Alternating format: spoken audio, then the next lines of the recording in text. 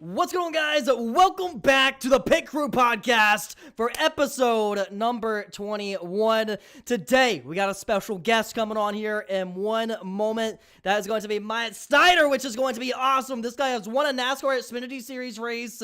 He has been up front, especially last week, running good. Top 5 at one point. Got a top 10 at the end of the day, a cap off Martinsville for DGM in that number 91 car. So it's super cool to see that happen.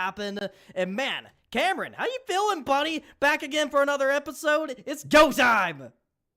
It is go time indeed. The last couple of weeks have actually been a little bit hectic around where I live.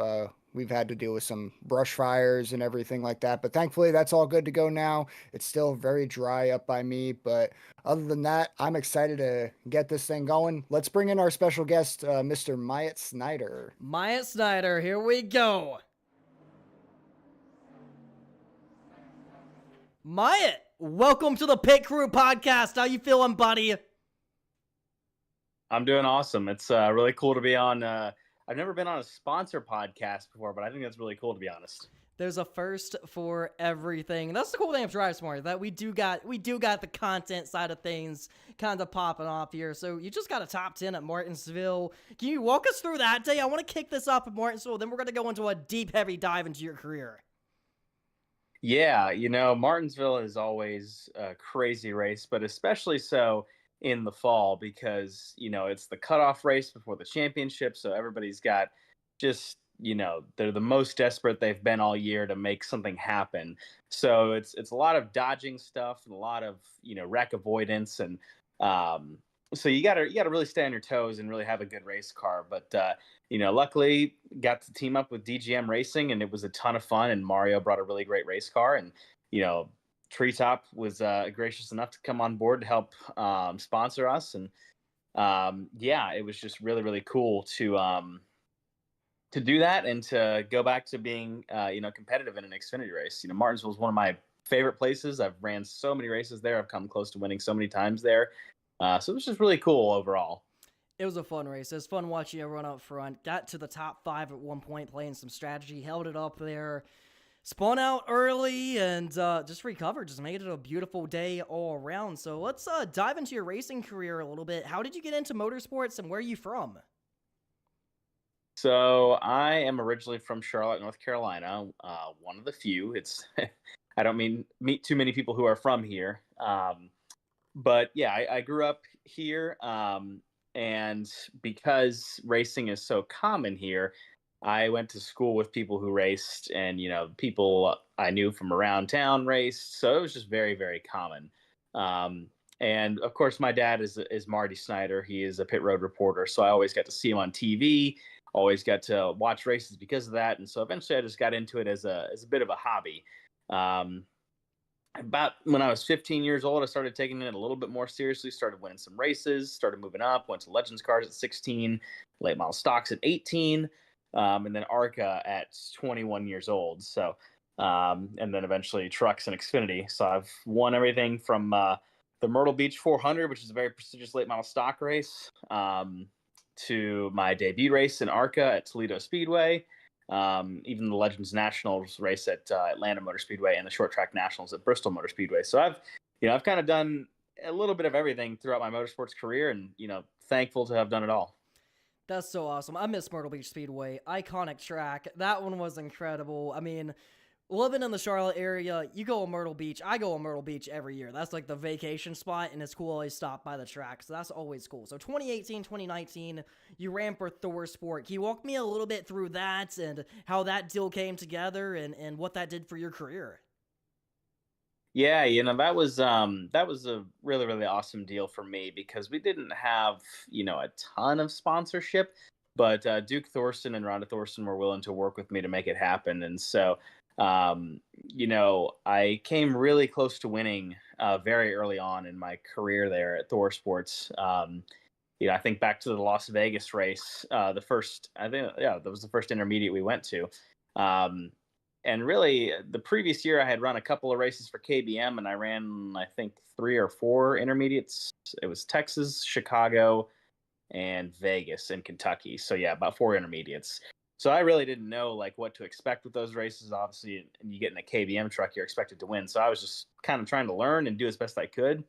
Um, but so Vegas was literally my 5th intermediate race ever, and I'll never forget. But I passed Kyle Busch and Stuart Friesen 3 wide on the high side for the lead at one point, and I was like, okay, we got a pretty good truck today. So we were probably like second to third most of the race, had a ton of speed.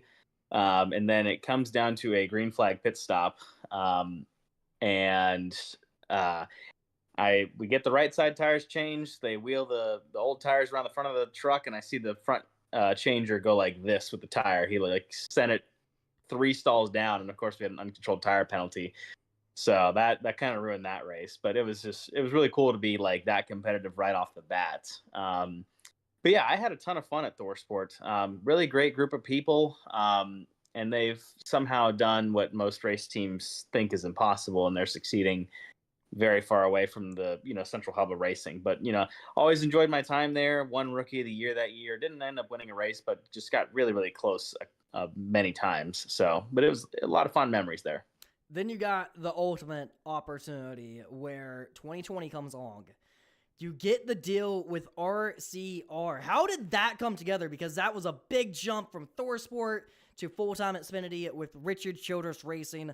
Iconic team. I mean, you think back Kevin Harvick, Dale Earnhardt, all these names, all this history. How was your experience at RCR, and how did that deal come together? Yeah, so we actually ran one race in 2019 with Tax Slayer. That was their first race after not sponsoring a race car for a couple of years, I believe. And they were like, we want more. We're ready to do more. So they moved on to 8 races. And, we made one start with Ryan Sieg Racing, or RSS Racing, which is Ryan Sieg's team, before the pandemic started. So I technically had I had completed all the starts that were necessary before everything kind of shut down. So we're just kind of sitting there during the pandemic, like a couple of weeks in, and we're just like, hey, we have our other sponsors, right? Like TaxSlayer is putting in a good investment, but it's only I think 8 races. So why not see like if we can put together a deal with RSS Racing to run the rest of the season? And thankfully they agreed, and that ended up being one of the best seasons of my career. I led a career high amount of laps that season, and very nearly won Pocono in the RCR car, and even more interestingly enough, very nearly won Miami in the Sieg car. So it was one of those weird COVID races where things were kind of a little bit different. So what ended up happening is we were kind of like 13th to 14th all day. And I was kind of racing around the 11 of Justin Haley and the 21 of Anthony Alfredo most of the day, and as well as Jeremy Clements. And it comes down to there's a caution with 10 to go. And we had managed to save a set of tires, and I'm like, oh my gosh, we're perfect. So we ended up being, a lap down just barely. And we were the first car on the lead lap. And so we're like, we're taking tires. We're going to be ahead of everybody. Like, we have actually a real shot to win this. But then for some reason, they called the 21 the lucky dog. So I've always been confused by that, because I went and looked back at it, and he was for sure behind us on the racetrack. But he somehow got the lucky dog. So we're just kind of sitting there a lap down with fresh tires and nobody else has it. And we're just like, okay, well, I guess we'll just buy it for 3 laps. But thankfully got the because there was no qualifying, we got the inverts and started on the pole the next day and actually led a lap. So that was really cool, and that's where I learned to love Homestead Miami Speedway, and obviously I won there the next year. Absolutely, and that's what I'm gonna dive into next. So you do got a pole in the NASCAR Xfinity Series. I believe that came at Daytona, which is just super cool to start the season off with that. That must have had you hyped up, feeling good going into Daytona, and then later on, you did get the win at Homestead Miami. Can you walk me through that day and what that meant to you? Because growing up in the Charlotte area, your family's in racing. I would imagine winning at one of the top divisions in NASCAR is a dream come true. It must have meant an awful lot to you. Yeah, for sure. It was honestly one of the coolest wins of my whole career because for me, like whenever I went to Homestead in trucks, like it was a real big struggle. And since then, I've learned that trucks really just aren't meant to drive up against the wall. So I was always trying to figure out like how do I drive up against the fence? And then now I know that you don't really do that in trucks.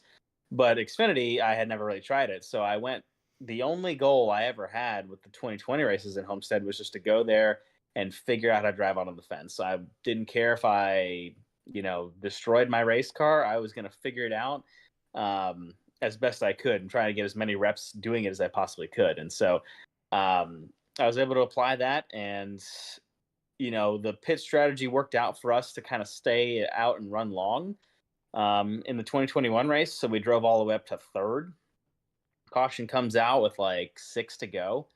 Come in, get tires, get out to the lead, and then I kind of fumbled it a little bit, lost the lead, but still was second. So I was like, I got to do this better. I got to try a little bit harder.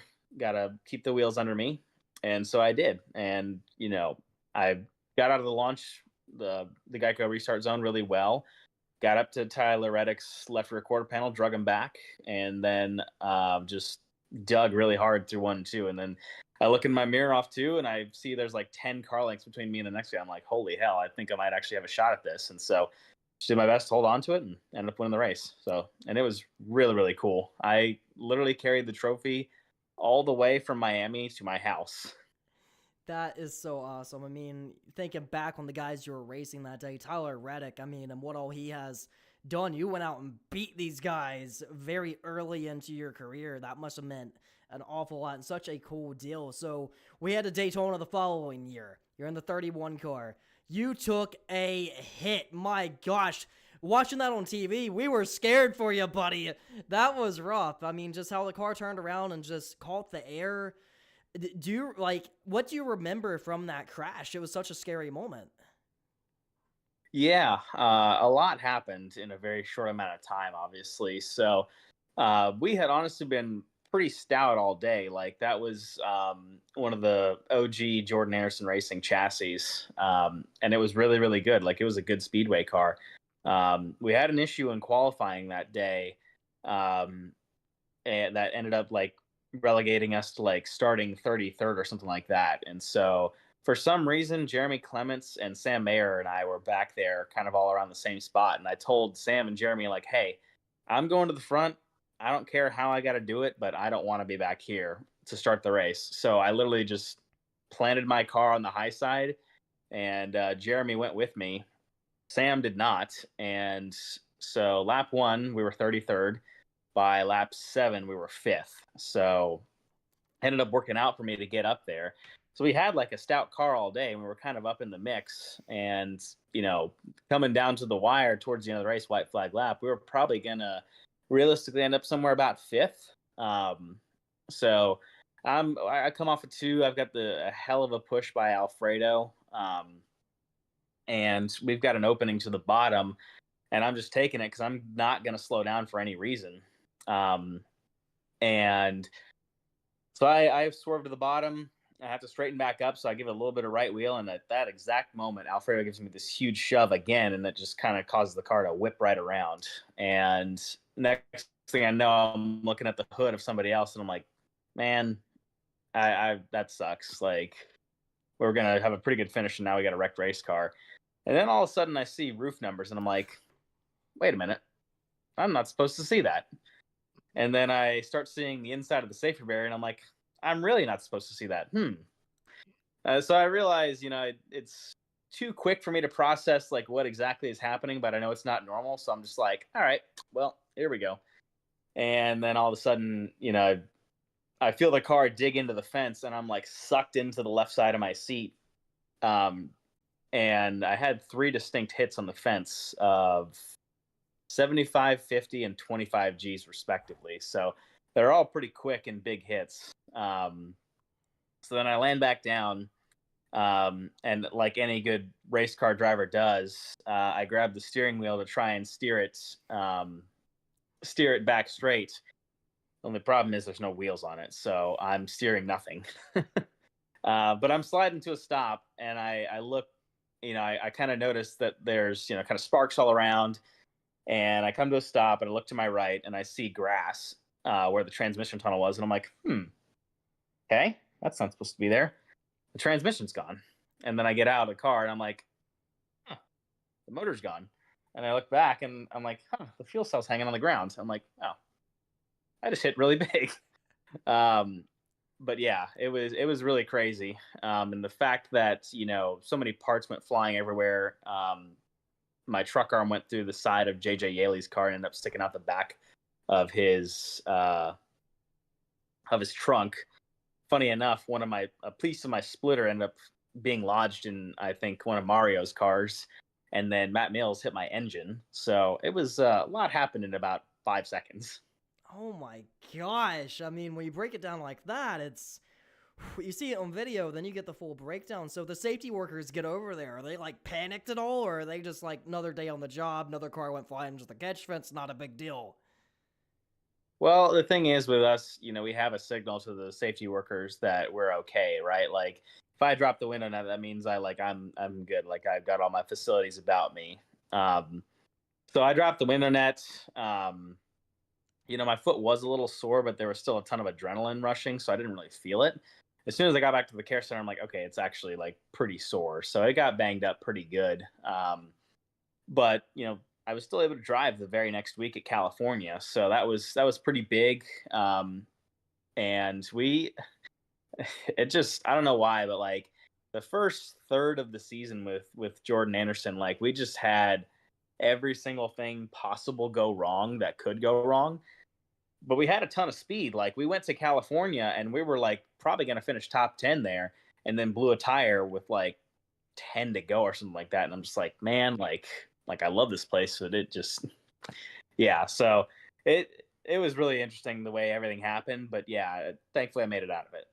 It's crazy how much like raw talent you have, because you didn't get as many years as some of these other guys get in Xfinity to start winning races, and you just instantly shot up there and just started winning, running up front every single week. So after this, the JGR deal comes along. Treetop, loyal sponsor to you, enters your career over at Joe Gibbs Racing. At Joe Gibbs, you got 5th at Daytona, 6th at Portland. I believe you led laps at Portland. Can you walk me through your season at JGR? Yeah, so I don't know if you know this, but I actually, from the time I was in 10th grade in high school to about my sophomore year of college, so about 4 years, I worked at Joe Gibbs Racing. Started off in the fab shop as an intern, got hired on, then worked, kind of building and tearing down the 20 car for Matt Kenseth when he was there. And then transitioned, they changed the way that things worked so that they had like people who just built the cars and people who just tore them down. So I ended up going on the team that tore down the cars.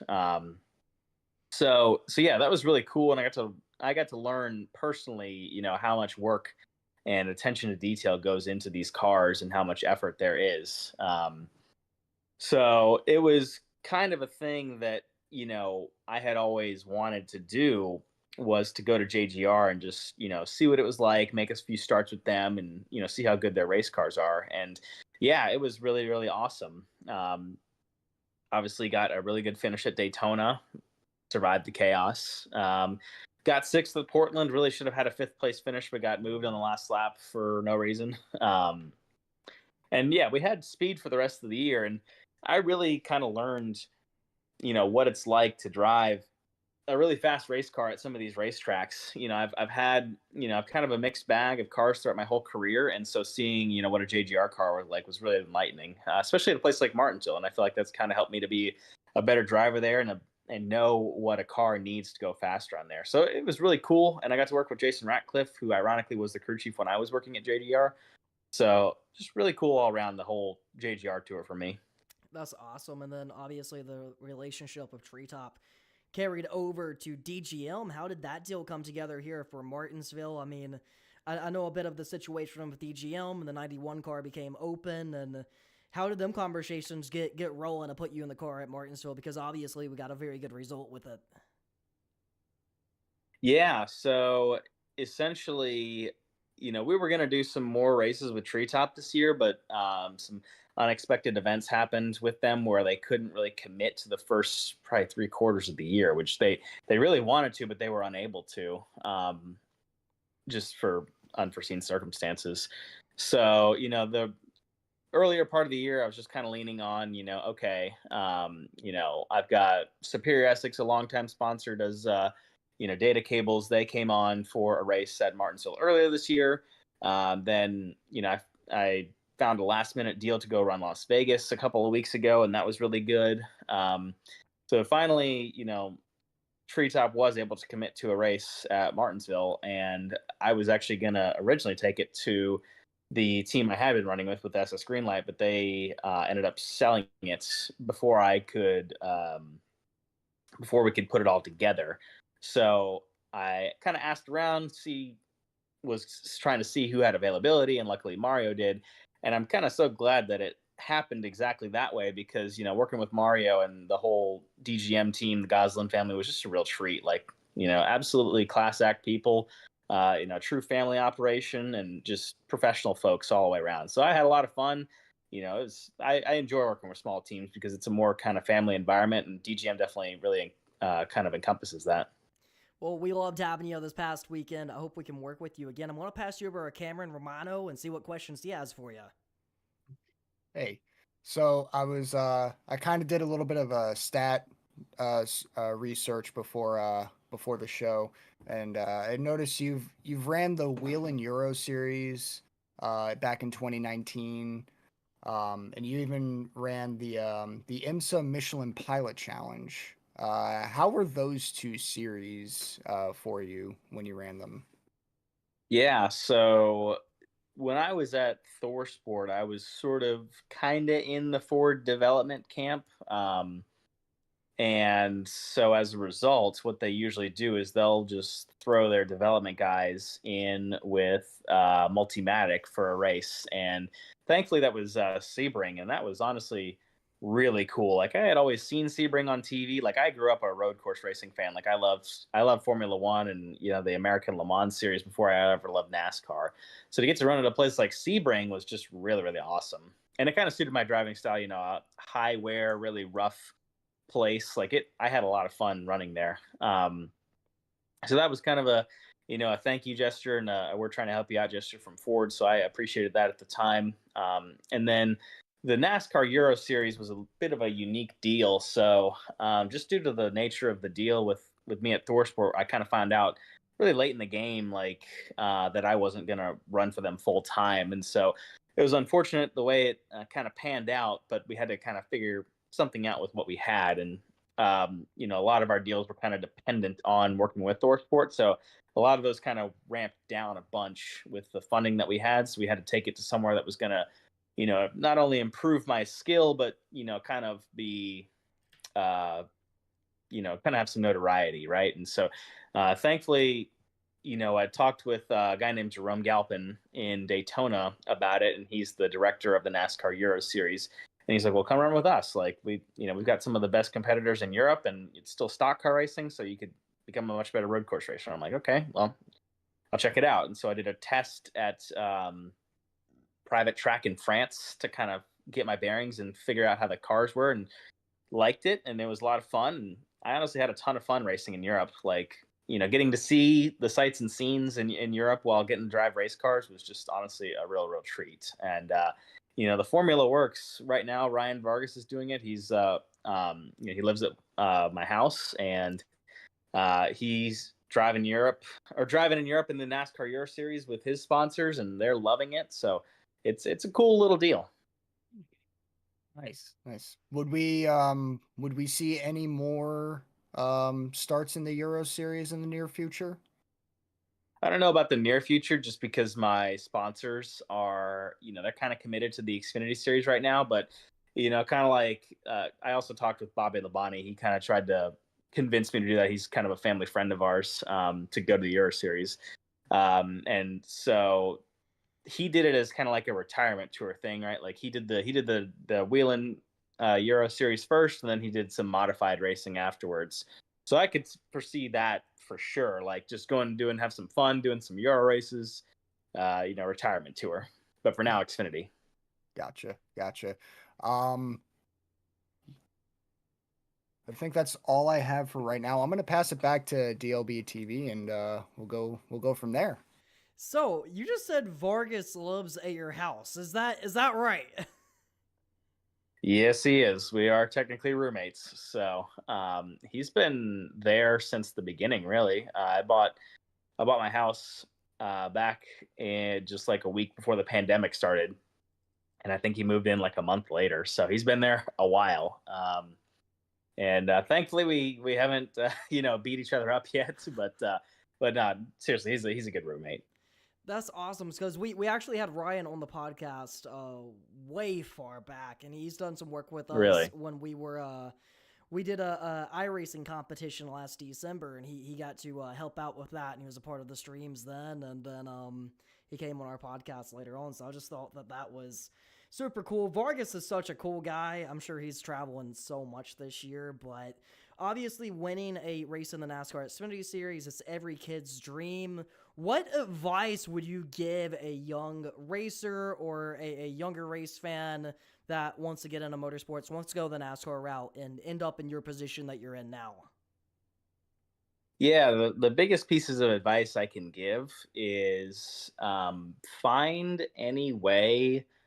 The biggest thing is just find any way to exist in this sport that you can, right? Like, not everybody is gonna, come from a rich family or have good connections. So the best thing you can do is to get in the sport somehow and make connections, right? So like, while I've been having these last couple seasons where I haven't had nearly as much funding as I've had before, I've been, working with NASCAR and NBC to do a role of pit spotting, and that basically keeps me around for every single race weekend for the second half of the year. So, and I've thankfully I've made some connections on the TV side, and so I might be around even if I don't have any deals for next year. I still will probably be around for every single race weekend just because I've made some connections in the TV world. So that's just staying relevant and staying in the sport however you can, whether it's driving or not, is one of the most important things you can do. The other most important thing you can do is just network, right? Like, and brand yourself. Like you've got to make connections.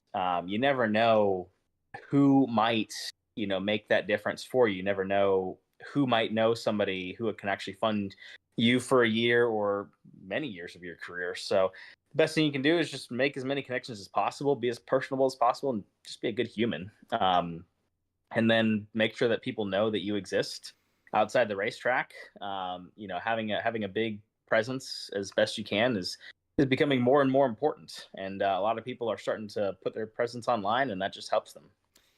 Sponsorship is everything in NASCAR. When we had a conversation with Josh Bilicki, he said that he's like nonstop emailing company after company after company.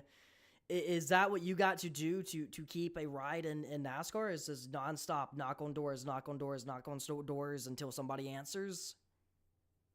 Yes, absolutely. And I've been blessed throughout my career to have a lot of really good sponsors who have helped me to be full time, without me having to reach out to too many folks. I've had a lot of really, a couple of really big and loyal sponsors. That unfortunately that has changed last couple of years, not due to them not wanting to sponsor me, but just due to the reality of the circumstances that we're currently in. And so, so I've had to kind of, not necessarily reinvent myself, but kind of reform how I approach racing. Right. So I've been reaching out to more and more sponsors and, trying to get into that game and do my best to pitch myself. And it's been hard. You do get a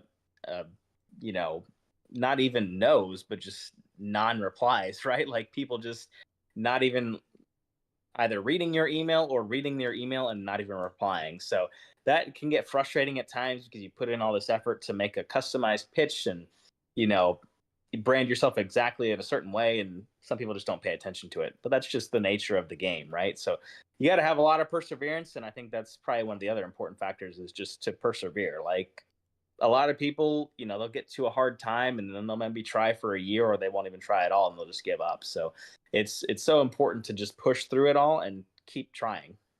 Absolutely. I mean, like I said, it's sponsorship is everything, and obviously next year nothing's set in stone for your plans for next year, but will we see you in the NASCAR Xfinity Series doing any races come 2025? I don't have anything signed right now, but I do think I'm in a much better position than I was entering into this year. Like, entering into this year, I didn't even know if I was going to race at all. I had a feeling that I might be able to put together one race, but from all I knew from, February onwards, I wasn't going to have anything like set in stone. So I had to really go about trying to find that. And thankfully it has panned out, and a lot of my sponsors are, starting to, kind of come back and starting to commit more. And so thankfully that's, or at least saying they want to commit more. So I think that's, that's boding well for next year. It's definitely better than I was entering in this year. So I don't have anything signed for right now, but it's definitely looking up. Things are looking up.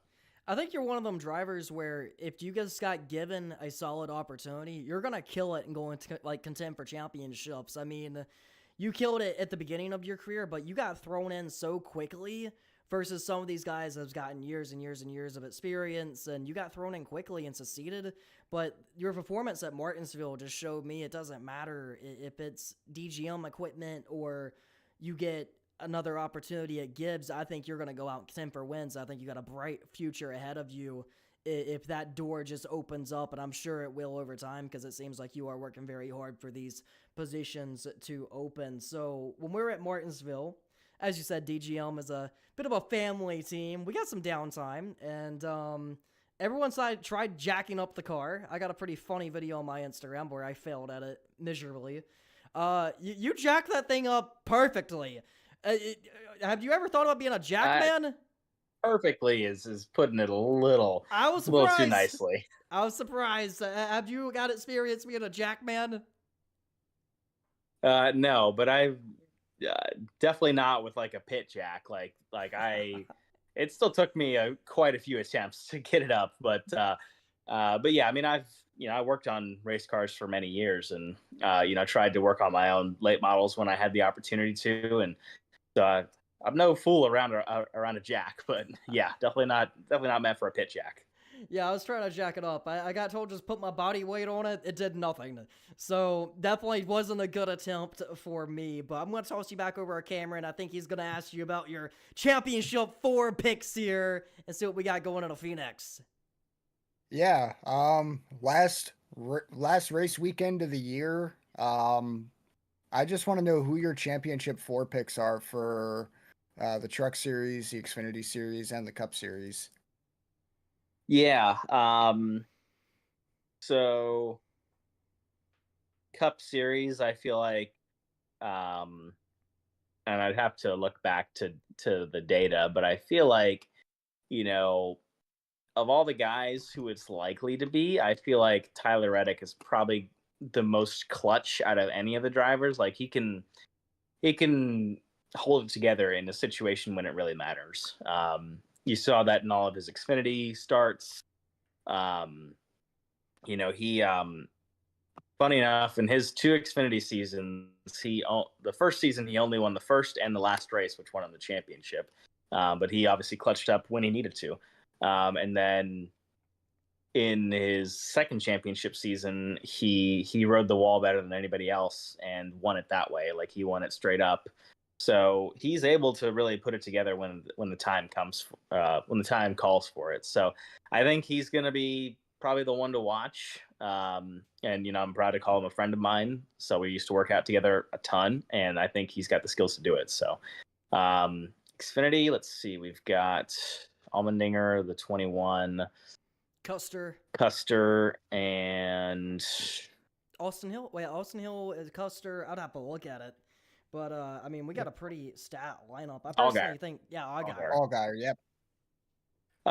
So I actually talked with AJ Martinsville weekend, and he was feeling pretty good, but he knows that, the pretty much the whole campus at Welcome's history and Xfinity is kind of touchy at best. So, and I remember vividly, I think it was 22 when he was also in the championship for at Phoenix. They weren't the greatest there. So, I don't know how good either him or the 21 will be. And obviously, Phoenix is one of Allgaier's best tracks.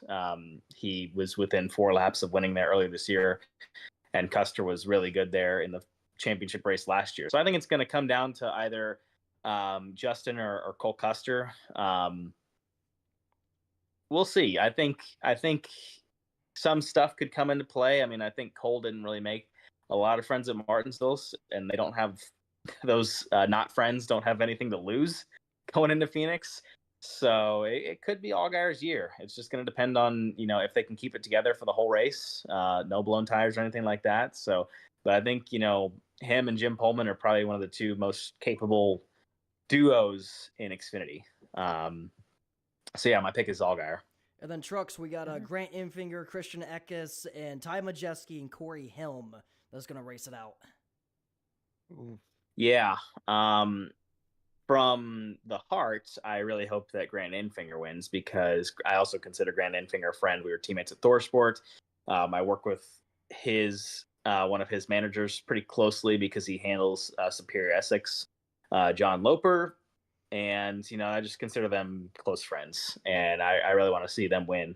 But I do know that it's going to be pretty hard to beat Corey Heim, because Scott Zipadelli, his crew chief, is probably the most successful outside of Rudy Fugle crew chiefs in the truck series, period. And obviously Corey is a fantastic driver, so I think that they're probably the favorites for the championship. But Grant is one of those clutch drivers who is always in contention and always finds a way to put himself in the right place at the right time. So it's going to probably come down to, I feel like, Corey Heim or Grant Enfinger. All right. So we have our official Drive Smart Championship 4 picks. My next question, obviously, final race weekend of the year. Do you have any plans for the off season? Are you just going to relax for a little bit, or are we just going to start working on possible rides for next season? Yeah, a lot of plans, actually. So, of course, I'll be reaching out to sponsors as often as I can, both new and old. Just trying to see what they might have and find any new prospects. So that's probably going to be my number 1 priority. I'm also, another fun fact, I'm a private and seaplane pilot. I got my private pilot's license last year, my seaplane pilot's license this year. So I'm going to start doing a little bit of training for that on the side when I have time. Probably getting my instrument rating and hopefully trying to complete that sometime around summer next year. And on a personal level, my girlfriend is from Detroit, Michigan. So me and a couple of buddies of mine in racing. One of them is his dad's from Detroit, and he's a fan of Detroit sports. So, and the other guy is from Philadelphia. So we're going to take a big road trip in December, early in December, where we're driving to Philly on a Thursday to catch a Philadelphia Flyers game, and then driving to Detroit the morning after, and then I think we're going to catch a Red Wings game that weekend. So very busy road trip. I do enjoy seeing Detroit in the wintertime because it's snow is cool, and it's always fun seeing her family in wintertime. So yeah, so I'll be busy. All right. Obviously keeping busy is always a good thing. My final question before I pass it back to DLB. You mentioned earlier in the show that Martinsville is one of your favorite tracks to race. What is your least favorite track to race? Ooh, man. I try and keep a philosophy of I don't hate any racetracks, but I definitely have some racetracks that might hate me. So whether that's, I always have bad luck there, or I just kind of can't get a feel on it. So Dover is one of them. Uh, I've always enjoyed driving around there, but I've never felt like I can tell what the race car is doing, right? Like it's weird because I love Bristol, which I feel like is very similar, just it's like half the size. Um, and there I've always felt like I've had a ton of speed, but for some reason Dover I've just always kind of struggled to feel where the car is at and knowing exactly what level of grip I have. What else? That's really it. Dover is the one that sticks out in my mind the most. There's definitely a couple racetracks where I've just had zero luck. But overall, I think Dover's probably the worst for me. That's totally fair. Obviously, all these tracks have different, I guess, different technicality levels, so to speak. Dover is a very tough track. Um, I'm a little bit hurt by that statement because I love going to Dover. um, Oh, I love but going there. I just don't oh think yeah, it loves me going there. don't worry.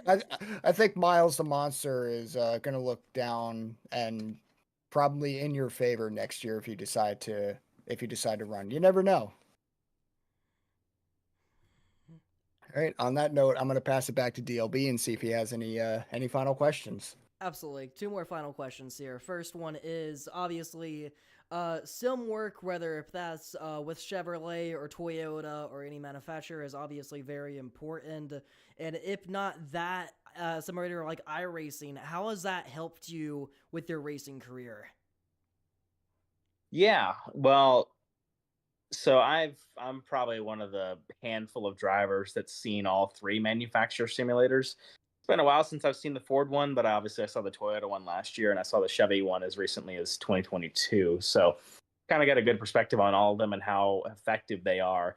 And for like driving purposes, the manufacturer sim is the best way to go just because, it takes into account kind of everything, right? From handling dynamics to how the parts interact with the car. Like it's the most realistic you're ever going to get, but it still takes a lot of work, right? Like when I was at Jordan Anderson Racing, it took us until August at Michigan to really get a feel on like, okay, this is exactly real life right here. But it took a lot of attempts. So um, but yeah, it's when it's in tune, it can really really help you because it can tell you exactly where your markers are.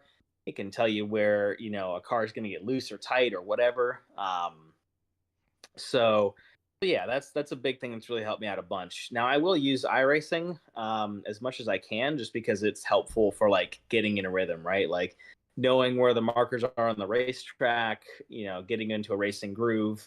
Um, and just kind of practicing your technique, right? So that's still something that's really important to practice. I don't think it's as realistic on the handling part, but that's okay. It doesn't need to be exactly perfect. And I think it's probably like 85% the way there.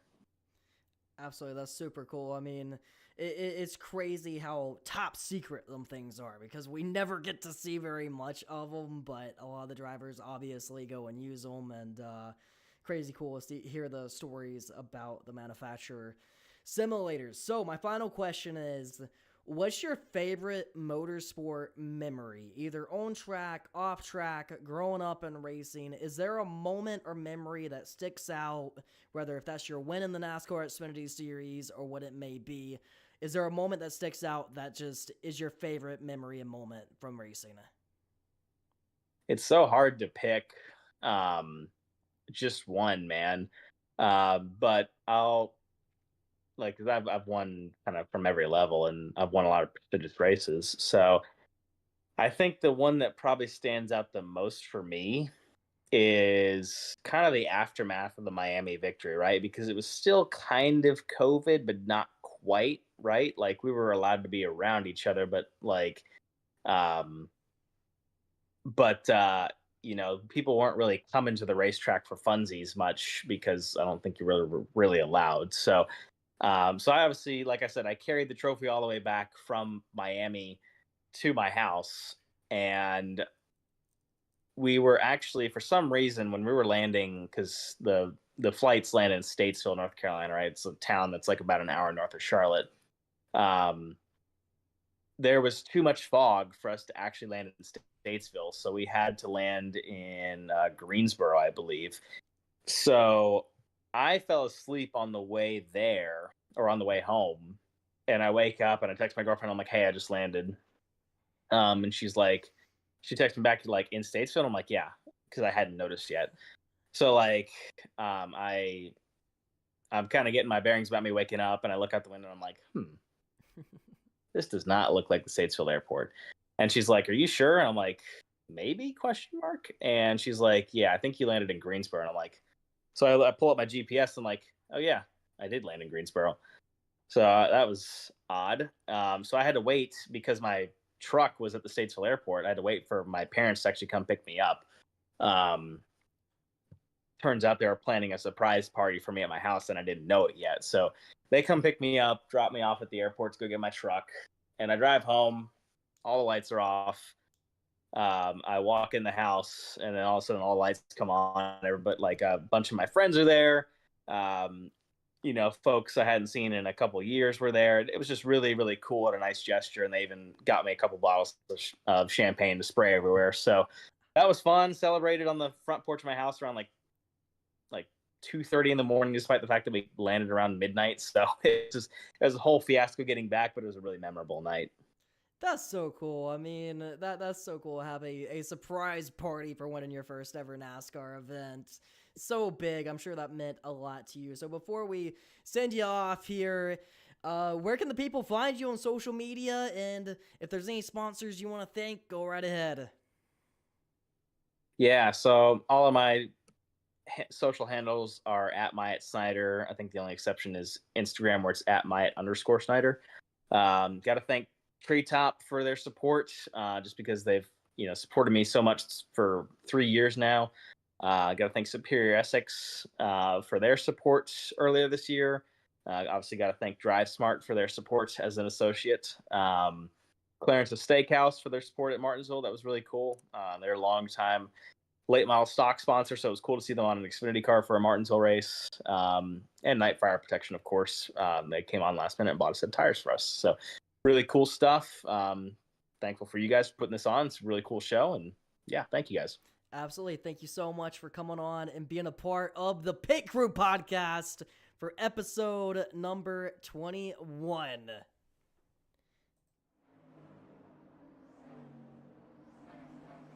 So Cameron, as we close out here, obviously, fun interview there. A lot of really cool stories, a lot of really cool moments. Any takeaways you have there from Myatt Snider? The man can drive. I agree. Heck of a talent. Just waiting on that big opportunity, and this guy's going to go win an Xfinity Championship. I'm calling it now. But I appreciate Calling everyone. it right now. Absolutely. I appreciate everyone for tuning in here tonight as we're going to close it out on the Pit Crew podcast. We'll be back here. If not next week, it'll be the week afterwards. And I appreciate you all for tuning in to the Pit Crew podcast for episode number 21. Everyone have a nice, safe week. It's Phoenix weekend, championship weekend. Time to get after it.